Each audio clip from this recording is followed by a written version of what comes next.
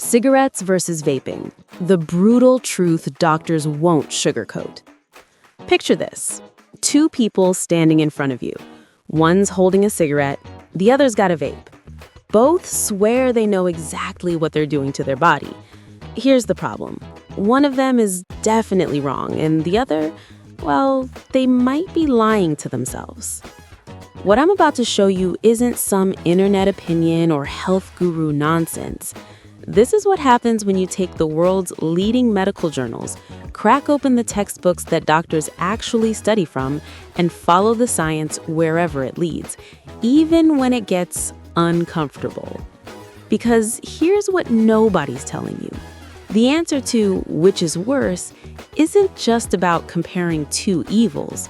It's about understanding what's happening inside your body at a molecular level. And trust me, once you see it, you can't unsee it. Let's go deep. The microscopic war zone inside a smoker's body. Imagine you're watching a time lapse of a single cigarette being smoked. Looks simple, right? Just smoke. But if we could zoom in with a molecular microscope, you'd witness something that looks less like smoking and more like a chemical weapons attack on your own biology. Here's what the science reveals. Every single puff delivers more than 7,000 different chemical compounds into your lungs. Not 70, not 700, 7,000. This isn't a guess. Researchers using gas chromatography and mass spectrometry have literally separated and identified each one. The findings are published in toxicology journals that make for absolutely terrifying bedtime reading. But it gets darker. The International Agency for Research on Cancer, these are the people who spend their entire career studying what causes cancer. They've identified at least 70 of these chemicals as definitive, proven, no doubt about it, human carcinogens. Let me paint you a picture of just 3 of these monsters. Benzene. You know where else you find this. Gasoline. It's a bone marrow poison that destroys the cells responsible for making your blood.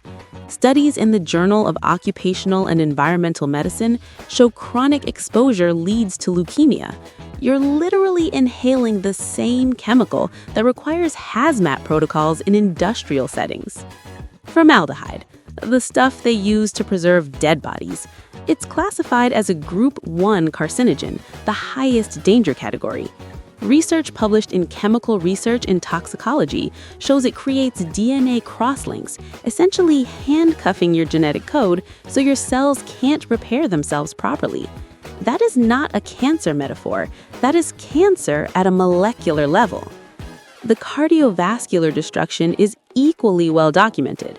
A landmark study in Circulation, the American Heart Association's flagship journal, followed over 100,000 people for decades. Smokers had 2 to 4 times the risk of coronary heart disease. Not a modest increase, double to quadruple the risk. The British Medical Journal published research showing smoking causes about 80% of all COPD, chronic obstructive pulmonary disease. This is where your lungs literally destroy themselves. The medical textbook Robbins and Cotran Pathologic Basis of Disease describes the process. Chronic inflammation creates an imbalance between enzymes that break down tissue and enzymes that protect it. Your lung tissue essentially digests itself from the inside. Patients with advanced COPD describe it as breathing through a straw while someone sits on their chest. Permanently. This isn't scare tactics. This is just what cigarettes do, documented in thousands of peer-reviewed studies across decades of research. So, vaping must be the hero, right? Not so fast. Now let's flip the script. E-cigarettes burst onto the scene promising something revolutionary. All the nicotine, none of the death. And honestly, the initial science looked promising. Here's the key difference that actually matters. Vaping eliminates combustion entirely. No flame, no burning, no smoke. Why is this crucial?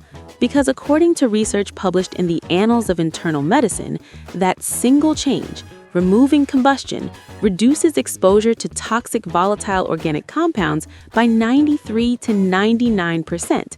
Not a typo, 99% fewer of some of the most dangerous chemicals.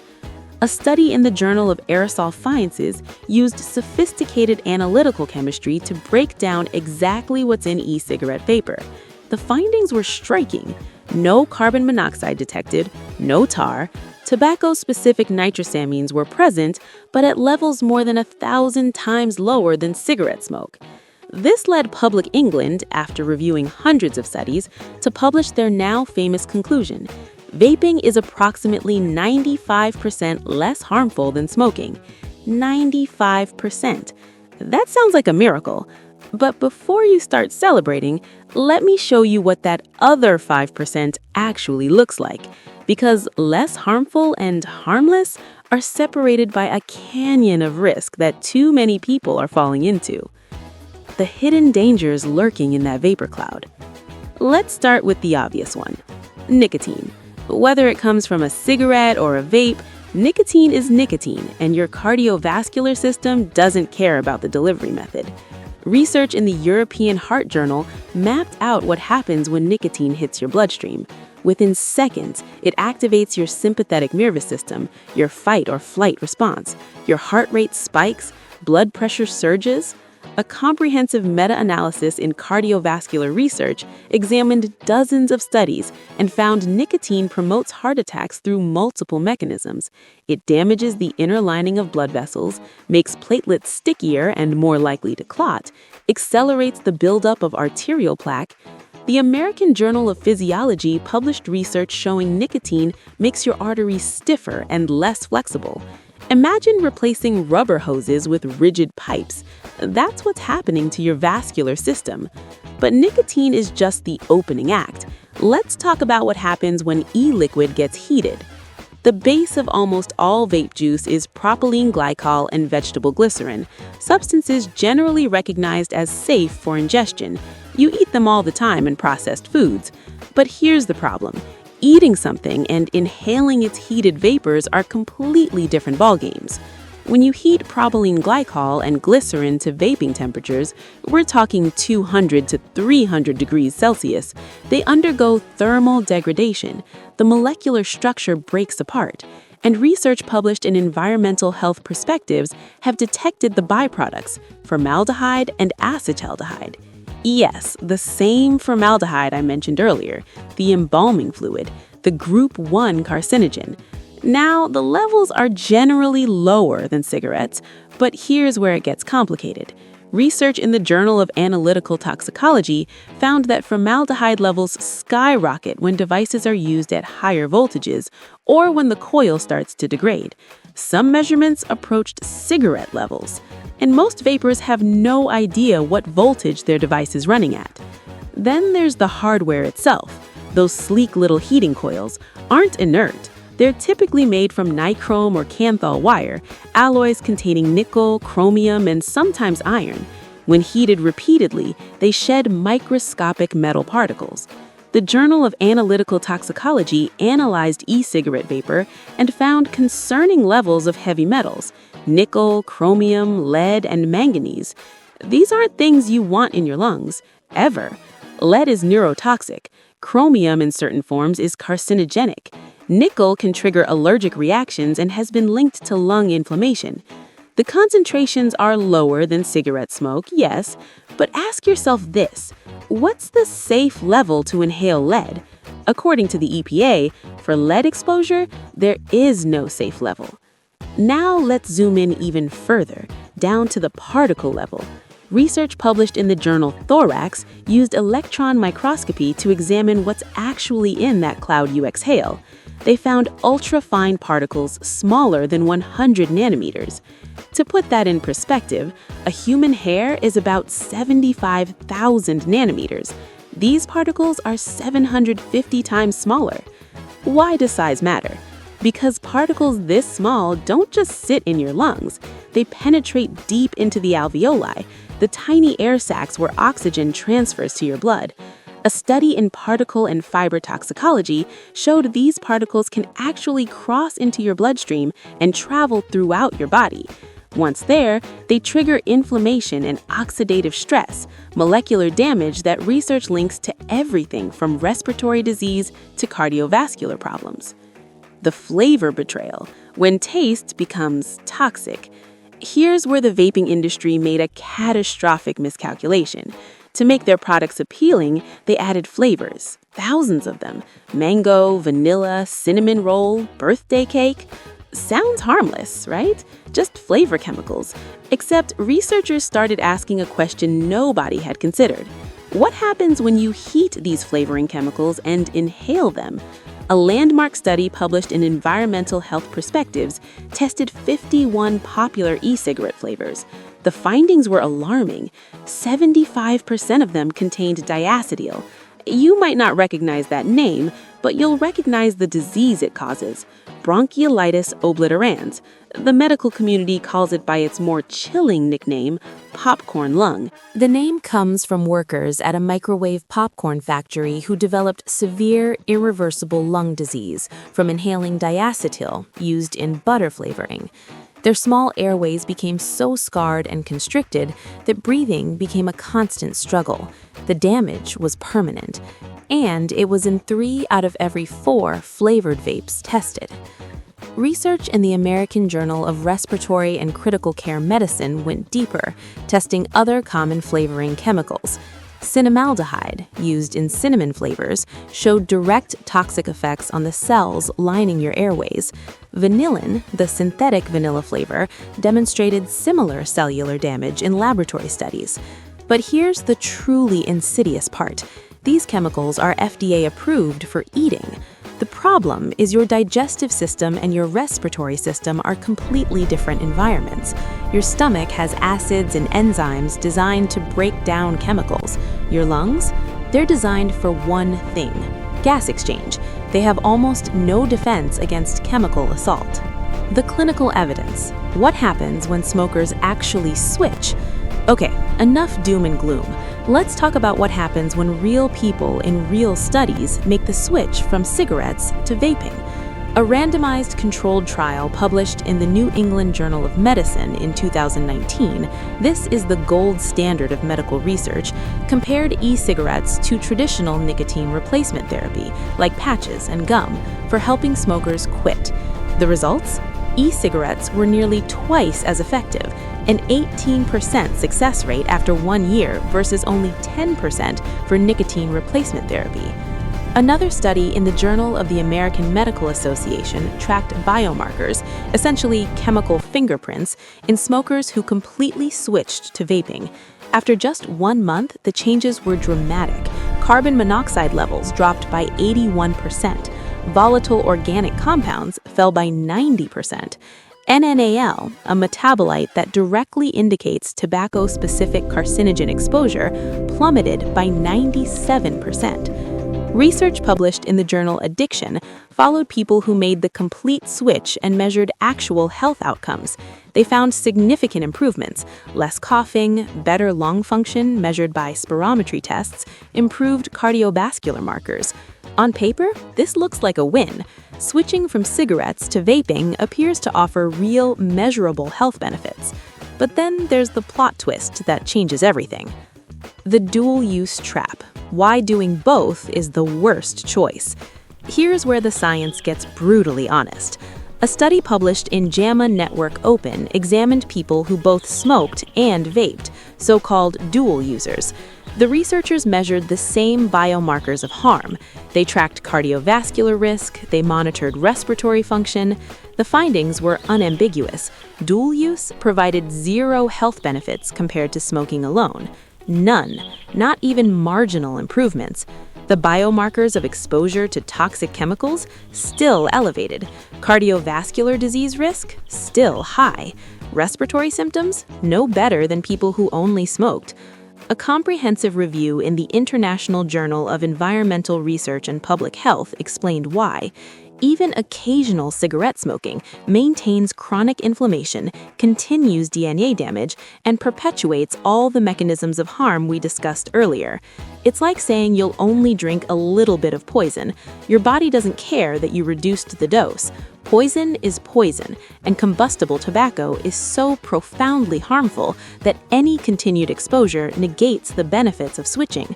The medical evidence is clear. If you're going to switch, you have to switch completely. 1 foot in each boat means you're still sinking. The youth crisis, when safer becomes the gateway. Now let's address the elephant in the room. Young people who've never smoked picking up vapes. The American Academy of Pediatrics has published extensive research on this, and the findings should concern every parent, educator, and policymaker. Nicotine exposure during adolescence, when the brain is still developing, interferes with regions responsible for attention, learning, impulse control, and mood regulation. Your prefrontal cortex, the CEO of your brain, doesn't finish developing until around age 25. Introducing nicotine during this critical window literally rewires neural pathways. Research in neuropsychopharmacology shows it increases sensitivity to other addictive substances and may prime the brain for future addiction. But the real kicker, a longitudinal study published in JAMA Pediatrics followed teenagers who started vaping but had never smoked actual cigarettes. Within 18 months, they were 4 times more likely to start smoking actual cigarettes compared to teens who never vaped. The gateway effect everyone debated? It's real, and it's been replicated in multiple independent studies. Research in nicotine and tobacco research mapped out the neurobiology. E-cigarettes establish nicotine dependence through the exact same mechanisms as cigarettes. They upregulate nicotinic acetylcholine receptors in your brain and sensitize your dopamine reward pathways. In plain English, vaping creates addiction, and addiction doesn't care that you started with this safer option. For someone who's never smoked, picking up a vape means voluntarily signing up for cardiovascular stress, potential carcinogen exposure, respiratory irritation, heavy metal inhalation, and nicotine addiction, with absolutely zero health benefit. It's risk without reward, danger without justification. What medical science actually recommends? Let me synthesize what the current body of evidence tells us, because nuance matters here. According to every major medical organization, the Royal College of Physicians, the American Cancer Society, and National Academies of Sciences, cigarette smoking remains the single most preventable cause of death and disease in the world, full stop. Vaping, based on toxicological analysis and clinical trials, delivers substantially fewer harmful chemicals than combustible tobacco. For adult smokers who've tried to quit using FDA-approved methods, medications like varenicline, bupropion, or nicotine replacement therapy, and failed, completely switching to vaping represents a harm reduction strategy with some evidence supporting it. But the critical caveat here is the long-term health effects of vaping remain largely unknown. These devices have only existed about 15 years. Many smoking-related diseases take 20 to 40 years to manifest. We're conducting a massive public health experiment in real time, and we won't know the full results for decades. Already, concerning signals are emerging. Research in artery sclerosis, thrombosis, and vascular biology found that even short-term vaping impairs vascular function. A study in the American Journal of Preventive Medicine documented the EVALI outbreak, e-cigarette or vaping-associated lung injury, with over 2,800 hospitalizations and 68 deaths. While most of these cases were linked to vitamin E acetate in black market THC products, it exposed an uncomfortable truth. We don't fully understand the long-term respiratory effects of inhaling heated aerosols. The uncomfortable truth. Here's what I want you to take away from all this evidence. If you currently smoke cigarettes, the medical literature overwhelmingly supports attempting to quit completely. Clinical trials show the most effective approach combines behavioral counseling with FDA-approved medication. Varenicline, for example, has quit rates around 33% at 6 months, according to Cochrane reviews.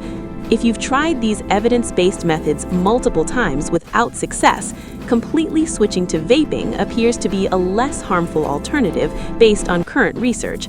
But the key word is temporary. The goal should still be complete cessation of all nicotine products. If you currently dual use, smoking and vaping, you're getting the worst of both worlds. The evidence says pick one or pick neither, because doing both provides zero benefit. If you don't currently use any nicotine products, the evidence is absolutely, unequivocally clear. Don't start. There is no medical justification, none, for voluntarily exposing yourself to the documented cardiovascular, respiratory, and addiction risks of vaping. The safest choice, supported by every epidemiological study and clinical trial ever conducted, remains abstaining from both cigarettes and e-cigarettes entirely. Your move. Look, I get it. Addiction is brutal. Quitting is hard. If it were easy, everyone would do it. But you deserve to know what the actual science says, not marketing slogans or viral TikTok health advice. Everything I've shared today comes directly from peer-reviewed medical journals, clinical trials, and medical textbooks. I've named the journals so you can verify every claim, because your health decisions should be based on evidence, not opinions. Medical knowledge evolves. New studies are published constantly, but right now, this is what the best available evidence tells us. What surprised you most? What questions do you still have? Drop a comment. I read every single one, and your questions might shape future deep dives. If this kind of evidence-based breakdown is valuable to you, hit that subscribe button. We're going to keep pulling back the curtain on health topics using real medical research, not headlines designed to go viral. Your health is too important for shortcuts. Stay skeptical, stay informed, and most importantly, stay healthy.